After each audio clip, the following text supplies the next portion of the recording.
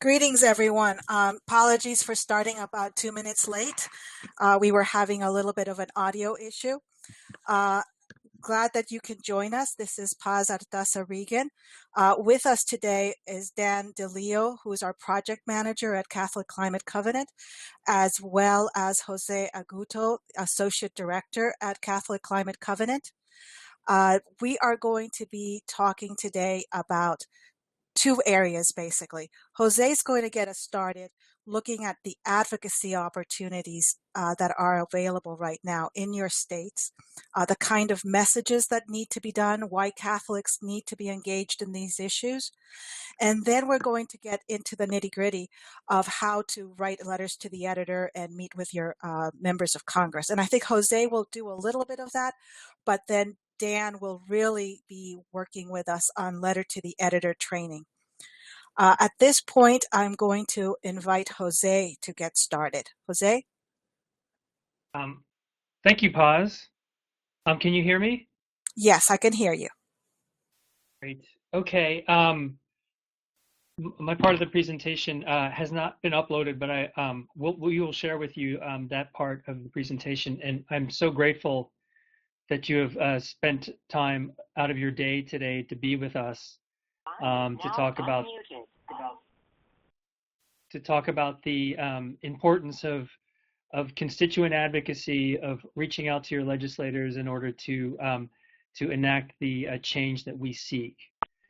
As an overall context, we at the Covenant and many other Catholic organizations and nonprofits are seeking to find ways to engage with legislators during this most difficult time, and from the Catholic perspective, in a way that expresses our faith, a way that is civil, a way that seeks not to judge or condemn the other, but to work with them despite our differing opinions so that we can move forward in dialogue, which is what Pope Francis calls for in his first appeal in Laudato Si. And that's why it's so wonderful to have you on board, because by you being present today, you are expressing a willingness to step into the ladder of engagement, to bring your faith-filled voice into this political world in a way that helps heal our country and bring it closer together. And there are two ways that we are wanting to present this to you today. I'm going to talk briefly about the power of constituent advocacy and meeting with your legislator, but Dan is going to talk about the bulk of what we're asking for you today, to write letters to the editor, and he's going to go into that process. And are you able to hear me, Jose? Yes, I am. Okay, perfect. Great, Dan is on. Okay. And I have changed, by the way, I have changed the presentation. Oh, you have? Okay, so sorry. Let me just pull this up then. Okay, so as you can see, Pope Francis calls for us, all Christians and people of goodwill, to act and live in this moment. It is, as we all know, a very seminal moment where we need to step in and engage to bring our faith-filled voices to the table in this time of relative darkness. And Pope Francis made this statement that you see on your screen to faith and community leaders taking part in the U.S. Regional World Meeting of Popular Movements in California in February of 2017. So he's very much supportive of the kind of work that we're doing here today to bring the popular voice, to bring the faith-filled voice into the arenas where it can serve as a healing balm during these troubled times. Moving on to the next slide.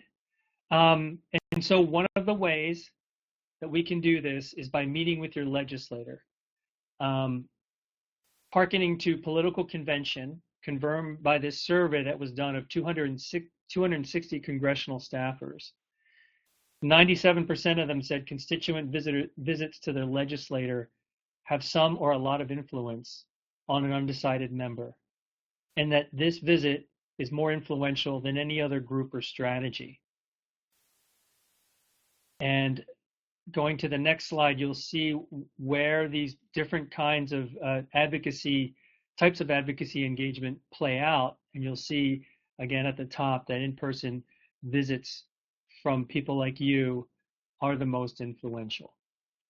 It also says here it's directed at the Washington office, but the congressional staffers, 94% of them said that in-district visits also have a similar impact upon their legislator. How has this happened in practice with the faith community? I just give up 3 examples here, but there are countless others. We had an interfaith delegation persuade Representative Chris Gibson, a Republican from New York, to draft a climate change resolution in 2015, which paved the way for a bipartisan House Climate Solutions Caucus, which many of you have heard of, which right now contains 50 members, 25 Democrats and 25 Republicans, forming a foundational base for bipartisan climate solutions that hopefully can withstand the political currents and see us to a place where Congress is actually legislating climate solutions.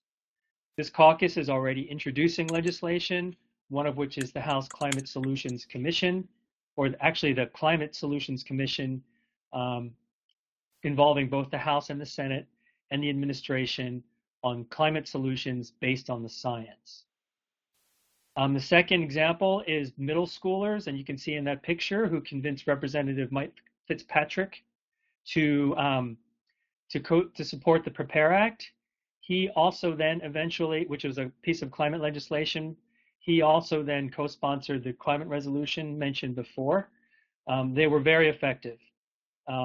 So this can be done by people of any age. We've had people from 5th graders to 90-year-old folks doing lobbying.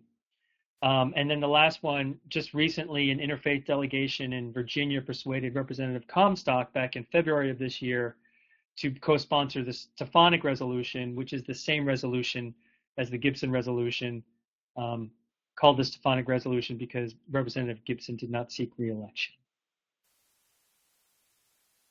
Faith-filled advocacy is unique in the sense that it is grounded in our faith. It is talking about our moral call, talking from the heart, and it is a way to pave the way for continued interaction and dialogue with legislators, even if they don't agree with you.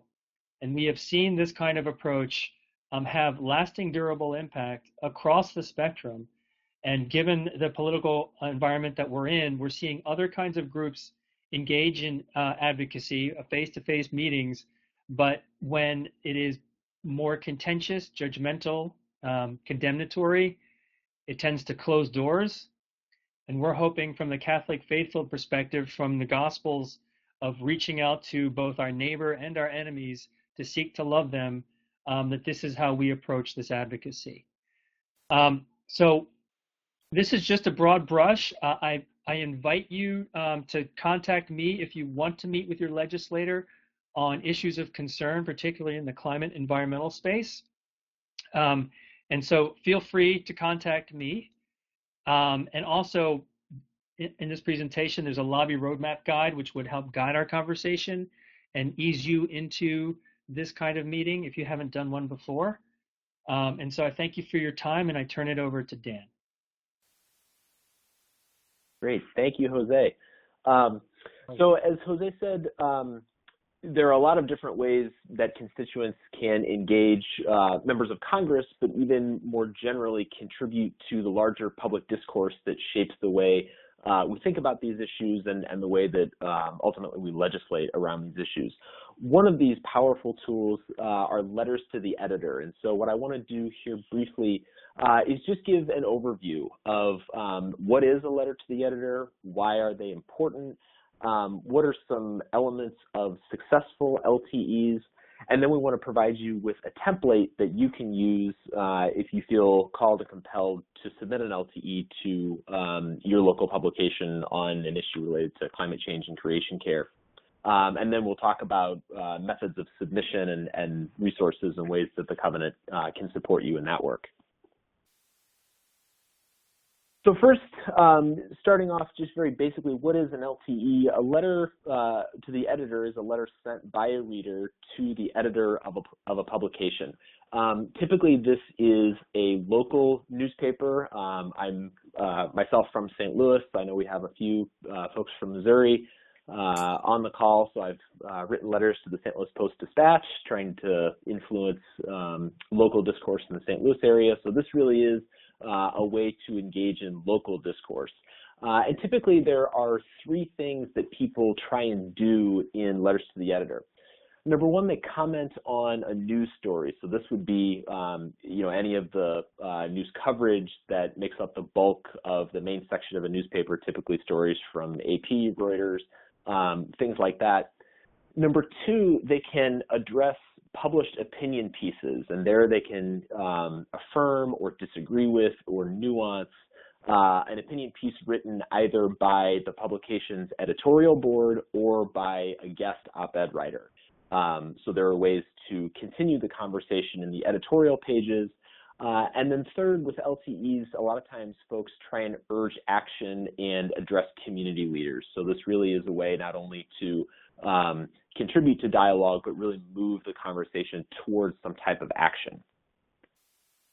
Why are LTEs important? LTEs, as I said, are really a powerful tool.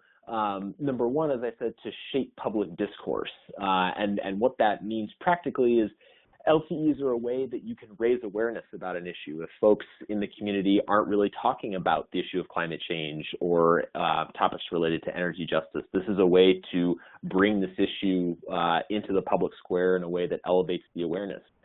LTEs can change opinions, and so people reading the newspaper over a morning cup of coffee are exposed to ideas and perspectives that they might not otherwise have encountered in ways that can really change minds and hearts, so they can shape public discourse. In turn, LTEs can also influence public policy. They are tracked and monitored by elected officials. They're a way to move all types of elected officials, ones who are already supportive of an issue, to embolden them to stake out even more courageous positions of leadership. It's a way to move oppositional elected officials, and it's a way to shift the positions of non-committal elected officials. And so a lot of times elected officials have their staffers monitor the editorial pages and the LTEs of the publications in their state or their district and actually categorize the ones that mention the official by name. So it's really a way to get on your official's map.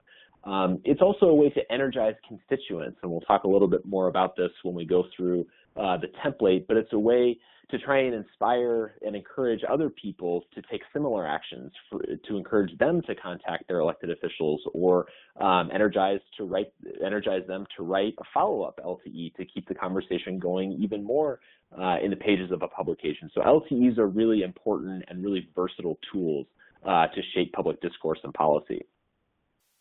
Dan, so in general, there are, oh, sure, go ahead, Jose. All right, just one anecdote with regard to your mention of the legislators' monitoring of these LTEs. I was formerly a lobbyist at the Friends Committee on National Legislation, and I can tell you that staffers said that if their boss's name showed up in an article in a local paper, that they would talk about that article or that LTE on the Monday staff meeting. So there's a very tangible connection.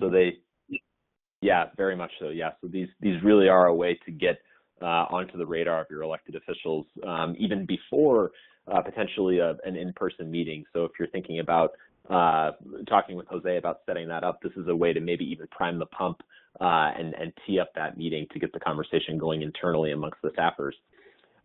So in general, there are some common themes that run throughout and characterize successful LTEs, and so I'll just point out a few of these. On the right-hand side, you see some LTEs that have been submitted and published in newspapers in Ohio by Catholics who are engaged in renewable energy standard conversations and more broadly the issue of climate change. So these are some of the successful LTEs that we've helped Catholics place in the state of Ohio. So by nature, LTEs are short. Typically, they are only between 100 and 200 words. A lot of times when you submit on a newspaper's website, the text box won't let you input anything beyond whatever the word limit is, 100 or 150 words, max 200. So it really is meant to be short.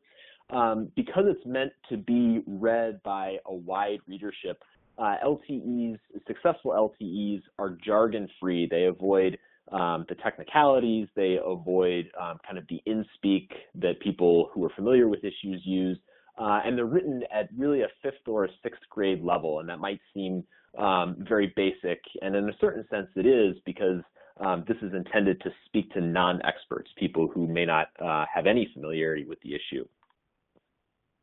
In addition, successful LTEs, like all successful writing, I would argue, are written in the active voice.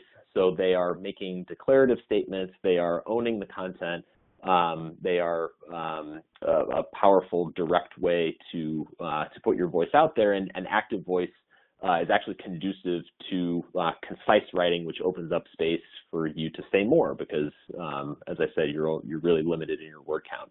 As Jose touched on, especially in our current political climate, successful LTEs always maintain respectful tone. So I think the gold standards of this is the New York Times use of titles. So if you notice in the Times, they always refer to people as Mr. Smith, Ms. Jones, Senator so-and-so. It's never just the last name, so it's a way to convey respect and civility. Successful LTEs avoid sarcasm and ad hominems, personal attacks, or things like that. It really is meant to be, if not a positive, certainly an objective piece of writing. Successful LTEs are well edited, so you avoid the spellin and grammaringly-ish mistakes. Those really distract. Well, first of all, they're not going to get published, but even in the eyes of an editor, they're distracting from the point that you're trying to communicate, and they really undermine your credibility as a writer. If a person is making simple mistakes, it's hard to take them seriously as an expert on something much more complex like climate change. So successful LTEs are always well edited.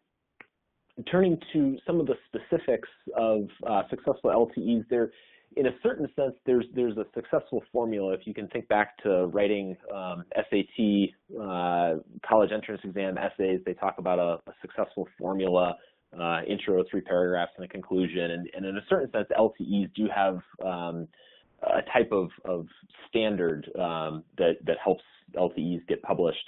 So typically they begin with a hook. So because it is a way to continue discourse, LTEs refer to something that's previously been published, as I mentioned, a news article, an op-ed. Sometimes, although rarely, they can reference an unreported local event. So you can actually write a letter and say, I'm really disappointed that the Columbus Dispatch didn't cover this issue that was happening. But most of the time, it's things that have already been published. It's really important for LTEs to have a personal connection and for the author to articulate why this is important to them. Again, as Jose mentioned, a lot of engagement with elected officials especially is conveying the personal, and so that's a characteristic of most, if not all, successful LTEs. And that's something as people of faith and as Catholics, we can especially highlight, we can articulate why this issue is important to us as a person of faith. Successful LTEs typically include some type of facts or statistics with in-text citations, so you're not going to get into footnotes and endnotes and bibliographies and all of that. I'll give you an example here in just a couple of minutes, but it's just a simple way to convey some authority and some familiarity with the basics of what's at stake and what's going on. As I mentioned, successful LTEs are typically aimed at a local audience unless you're writing for the Times or the Washington Post or the Wall Street Journal. You're aiming at a local audience. You can certainly engage a national issue, but that's something that immediately needs to be pivoted and brought back to the local. So you can talk about a national issue and then the effects in your city or in your state. Successful LTEs offer brief analysis of an issue, so you can talk about the moral dimensions, or you can talk about what a potential proposal might do, but this is definitely not the place to get into in-depth technicalities. Again, you're writing for a wide readership, many of whom may be encountering this issue for the first time, so this is not a place for policy wonks to hash things out. So brief analysis that's accessible to a general audience. Successful LTEs typically, as I said, or a lot of times can wrap up with a call to action. And so when they do, it's important that there be a specific ask that's directed at particular persons and institutions. As Jose said, it really does put the piece on the radar of elected officials when the official is mentioned by name. So it doesn't wrap up with a general, call or, all leaders should do this. It's Senator so-and-so or Representative so-and-so. And then the conclusion, and actually elected officials, you can also target constituents again. It's a way to engage and energize constituents, so you can call on your fellow community members to call their representative or your representative and encourage them to do something. And then the conclusion ends on a positive note. Again, this isn't a place to be snarky, sarcastic. This is a place to build up the discourse in a civil and respectful way. So the conclusion ends on a positive note. Just briefly, in our current context, the advocacy particulars that we at the Covenant are prioritizing, number one, and both Jose mentioned both of these, but I'll just review them briefly. So the first is the Bipartisan House Climate Solutions Caucus. As Jose mentioned, this has 50 members currently, 25 Republicans, 25 Democrats. It is by statute bipartisan, so if a legislator from one party wants to join, they have to find somebody from the other party, the other major party, to join with them. So there's always an equal number of Republicans and Democrats. And among other activities, the caucus members have introduced the Climate Solutions Commission Act of 2017, HR 2326. And so as Jose alluded to, this bill would establish a bipartisan National Climate Solutions Commission.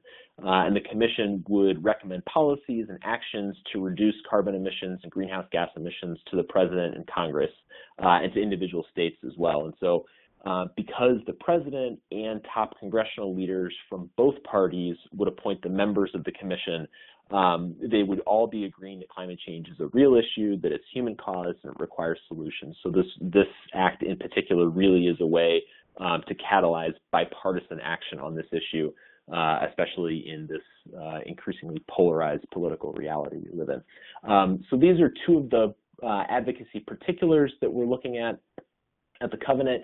And so here's, in light of what I said, a template that you might use or consider or adapt if you feel compelled and called to write an LTE.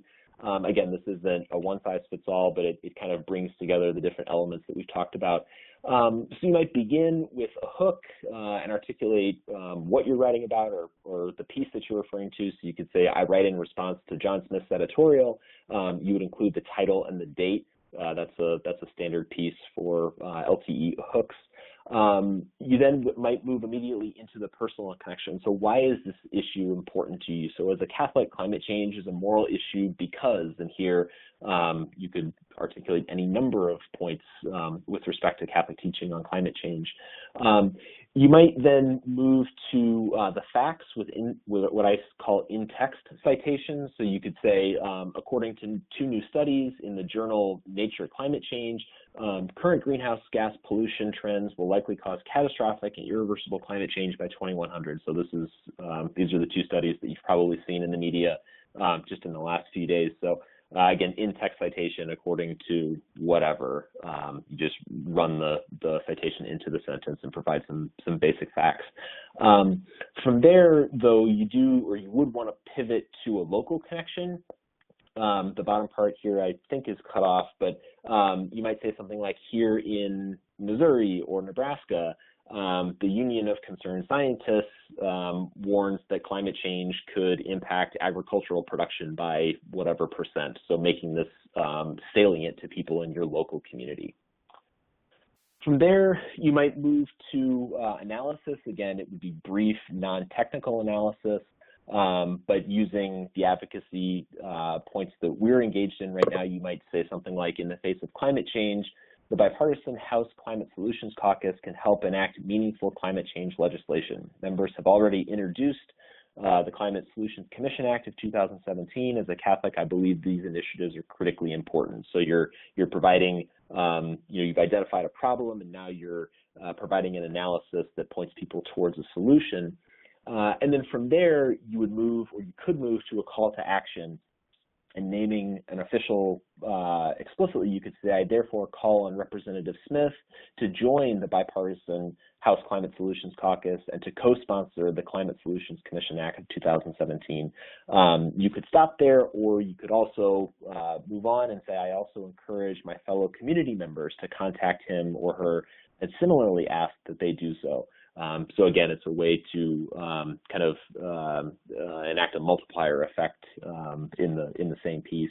And then finally, you might move to a conclusion, one that's hopeful and positive. So you might say something like, I'm hopeful that Representative Smith will demonstrate the moral courage needed to protect the citizens of whatever state you're in from the current and future effects of climate change. So again, not a one-size-fits-all. Certainly there are other models and ways to approach this, but that's one that we have found that's helpful in terms of getting the message across in a clear and a concise way, in a way that increases the likelihood that an LTE will be accepted for publication. So in terms of submissions, please remember, we are here to help. This is what we do at the Covenant. We help people engage in prophetic public witness. And so please reach out to us, contact us with questions, send us submissions if you want us to take a look at something or to be an editor for you. We're happy to do all of that. When you're moving to submission, you definitely want to check your local publication's website and find out how they accept LTE submissions. As I say, some have a field or a page on their website with a field that you would just directly type something into. Others have you send an email with an attachment or with your LTE in the body of an email. So definitely find out what the protocol is for your particular publication. Once you've submitted something, a lot of publications will, if they're going to accept it, they'll let you know within about a week. If you haven't heard anything in a week, you can probably assume that they're not going to publish it. Maybe a 10-day mark would probably be a safe bet that it's not going to be published. Although it does happen every once in a while that you won't hear from a newspaper, and then lo and behold, they'll publish something either online or in print. And so once you've submitted an LTE, you definitely want to monitor the online LTE section as well as the print edition if you receive it or have folks who have access to it. So definitely monitor those. If you do have an LTE published, what we at the Covenant ask you to do is to send us those publications. You can send us the online hyperlink. If it's print only, you can take a picture and email it to us. My email is here. You can send it to anybody on staff. But what we really like to do at the Covenant is to use these and lift these up as success stories, as ways to encourage and inspire other people to write an LTE. So we've included some of the ones from Ohio here in the past. We've done other states as well. So please do send us anything that you get published, because it really is a way to encourage other people to do the same. As far as resources, we've got a couple here. Just the basic how to write LTEs and op-eds. A lot of what we've covered today is in here. And then the second bullet point here, the advocacy. This has our latest advocacy work from the Covenant. And so if you decide to write an LTE later on and you're not sure if the Bipartisan Climate Solutions Caucus is still relevant, you can go here and see what we're working on and see if that might be applicable to your particular context. So here are some resources that you can bookmark and refer back to. So hopefully this is helpful. As I said, LTEs are a really powerful and versatile tool for shaping public discourse and policy. They can be used in conjunction with a lot of the other methods of engagement. All attendees are muted and may unmute themselves by pressing *6. So hopefully this was helpful. And at this point, I think I will turn it back over to Paz to facilitate conversation. Thanks, and sorry about that, Dan. I have unmuted No problem. Everybody. What that means is that you are now able to go up to your mic and unmute yourself to ask a question. Do not. Okay, those of us that are unmuted need to mute themselves.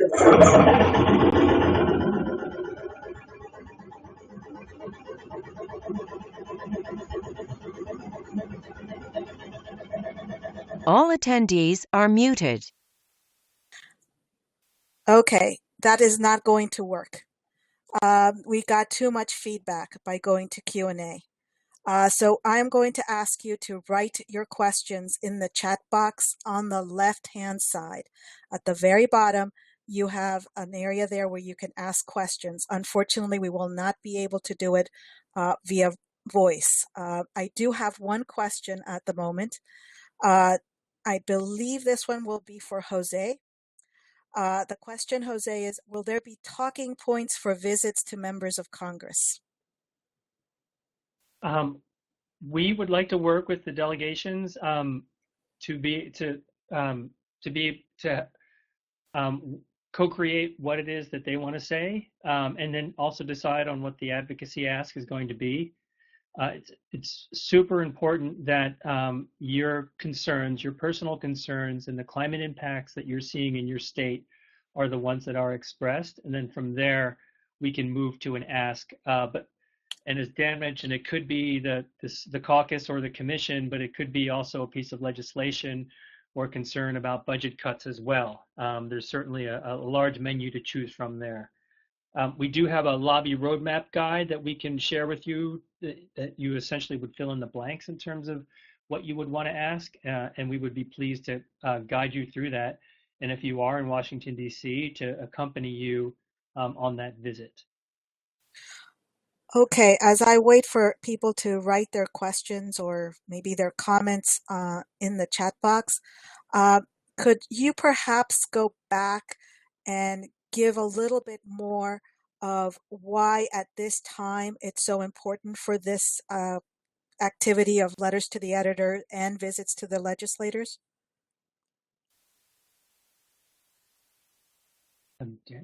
Oh, would that be me?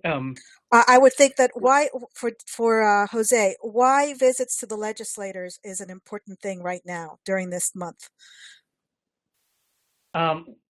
Actually, right now Congress is in recess, and so legislators, at least those who want to meet with their constituents, are seeking that particular input. And you know, as you're hearing this theme throughout, the partisanship is paralyzing our country. Faith-based voices are unique in their ability to transcend the partisan divide, to take it, if you will, to a higher order, to the moral call for concern for our common home as well as our shared future. And so you stepping into this, we in particular from the Catholic community, speaking from our Catholic voice, is absolutely critical. I also wanted to mention, and pardon me, Dan, if you've already said so, that but you can also seek to publish LTEs in Catholic publications. They don't necessarily have to be in the secular ones. That's the first thing. And then secondly, we also reiterating a theme, we also want to match the local events with national advocacy asks, you know, as they are related to those local impacts. And one thing I would mention, I noticed that we have a couple of constituents here from Montana.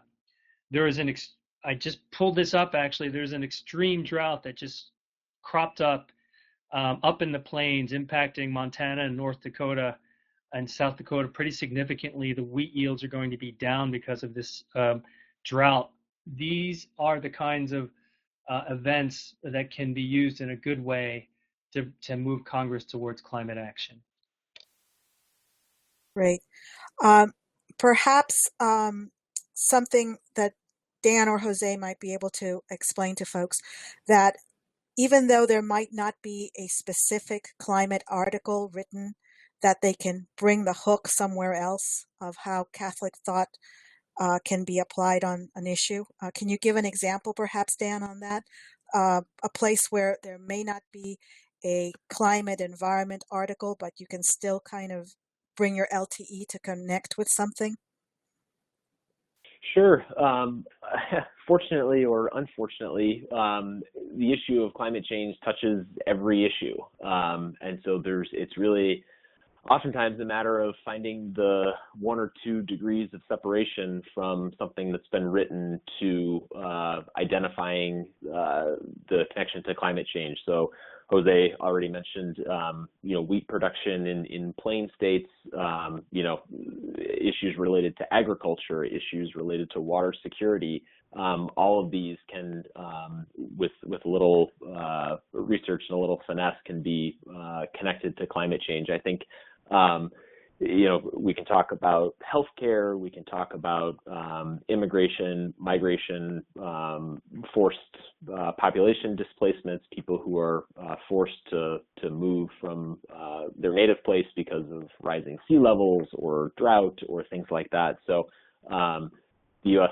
Department of Defense recognizes climate change as a threat to human security. So this issue really touches on every issue. It disproportionately impacts the poor.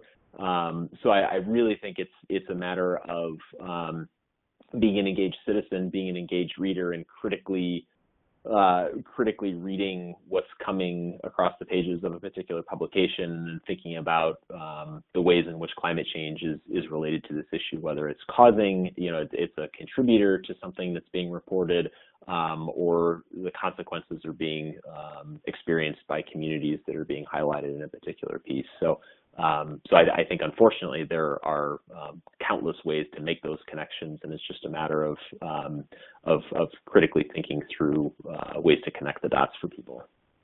Correct. Great. Thank you. I have a question here, I think, for Jose. It's for the legislative visits. Can folks make their own legislative in-district visits, or are we asking them to contact you before they set up the visits? There's a clarification wanted. It is you, the constituent, that has the power, and you will get you will have a far better chance of getting a meeting with your legislator than if you worked through us. We would be pleased to sort of assist you in any way possible, but you're the leader, and you're the voice. Right. So if you do have a meeting with your legislator, and you're wanting to know what the messaging is, contact Jose and he can help you out with that. But you need to make the contact with your legislator and make the appointment and all that. I don't have any other questions on queue. I do want to let everybody know that you will be receiving a copy of the webinar, as well as a copy of the links to the resources that were mentioned within the webinar. Jose or Dan, do you have anything else to add? I'm just waiting for folks to ask a question or a comment. Yes, I do. So many of you come from states that are absolutely pivotal to moving our nation from climate indifference to climate action. That's why you in particular were invited from these really important states. It doesn't behoove us oftentimes to work with the states that are already out in front and doing climate action. It's citizens like you in states which are teetering on whether or not the state is going to move towards that. And so we're at the tipping point here, and you are also with us, and we would be delighted to work with you and to co-create solutions. Great. Thank you, Jose. Dan, anything else for folks on LTEs? No, just to echo everything that's been said and to express our gratitude for your engagement already. As Jose said, this is you're the people that can really catalyze action in very pivotal key places. So please continue to see us as a resource and as an organization that can support the work and the efforts that you're already engaged in. Great. Excellent. Thank you. I have no questions on queue. So at this point, I'm going to thank everybody who joined us today. As I said, you'll be receiving the resources list as well as the webinar. If you have any questions, if you want more clarification, you can either contact Jose, Dan, or myself. You can contact me at paz@Catholic Climate Covenant. And I'm just delighted that you all responded to our request to come and chat with us. Apologize that we couldn't do it online. The technology has been giving us a little bit of mic issues today. But please stay in touch, connect with us. We're here to help. And many blessings to all of you wherever you are today. Goodbye, and hopefully we'll be talking to you soon.